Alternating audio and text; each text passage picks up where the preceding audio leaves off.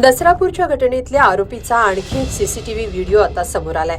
पोलिसांच्या गराड्यात तो नराधम दिसतोय। हा सीसीटीव्ही व्हिडिओ नसरापूर मधलाच आहे। पुरावे गोळा करण्याच्या दृष्टीनं पोलीस त्या नराधमाला घेऊन घटनास्थळी गेले, पण गावकऱ्यांचा त्याच्यावरचा राग पोलिसांना माहिती असल्यानं पोलिसांनी खबरदारी घेतली।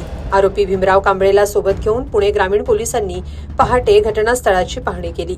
ती चिमुकली नेमकी कुठे खेळत होती, आरोपीनं तिला कुठून सोबत घेतलं, गायीच्या गोठ्यात नेमका कुठे अत्याचार केला, याबाबत आरोपीला घटनास्थळावर नेऊन पोलिसांनी माहिती घेतली। कोणताही अनुचित प्रकार घडू नये यासाठी पोलिसांनी पहाटेची वेळ निवडली। भल्या पहाटे 3:30 वाजता भीमराव कांबळेला पुणे ग्रामीण पोलिसांनी घटनास्थळावर नेलं। यावेळी पोलिसांचा मोठा फौजफाटा तिथं तैनात करण्यात आला होता। याच सर्व प्रक्रियेचा सीसीटीव्ही व्हिडिओ आता उपलब्ध झालाय। भीमराव कांबळेला भर चौकात फाशी द्या अशी मागणी करत पुण्यातही आंदोलन करण्यात आलं।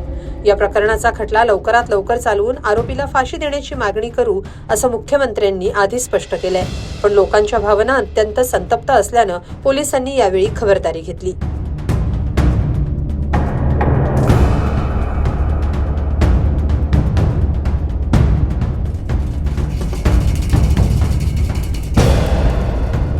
मृत मुलगी उन्हाळ्याच्या सुट्टीत आजीकडे आली असताना ही भयंकर घटना घडली। शुक्रवारी या नराधमानं तिला आमिष दाखवून जनावरांच्या गोठ्याकडे नेलं। 4 वाजेपर्यंत मुलगी घरी परत न आल्यामुळे नातेवाईकांनी शोधाशोध सुरू केली। त्याचवेळी गावातील सीसीटीव्ही तपासण्यात आले। त्यात आरोपी मुलीला घेऊन गेल्याचं स्पष्ट दिसत होतं। त्यानंतर नसरापूर ग्रामस्थांनी आरोपीचा शोध घेतला आणि बनेश्वर फाट्यावरून पकडून आणून चोप दिला। चोप मिळताच आरोपीनं मुलीचा मृतदेह लपवून ठेवलेली जागा दाखवली। त्याने शेणाच्या ढिगाऱ्याखाली या मुलीचा मृतदेह पुरून ठेवला होता। 65 वर्षांचा आरोपी भीमराव प्रभाकर कांबळे हा मूळचा भोर तालुक्यातल्या साळवडे इथला रहिवासी आहे। साळवडे गावानं त्याच्या गुन्हेगारी पार्श्वभूमीमुळे त्याला गावाबाहेर काढलं होतं। तो नसरापूर बाजारपेठेच्या ठिकाणी मोलमजुरीसाठी येत असे। आरोपीवर यापूर्वी बलात्काराचे 2 गुन्हे दाखल आहेत। 1998 आणि 2015 साली बलात्काराचे गुन्हे दाखल असून आरोपीनं 4 वर्षाचा कारावास भोगलाय। सध्या कुणाच्या बांधकामावर तर कुणाच्या शेतात मोलमजुरी करून तो दिवस काढत होता।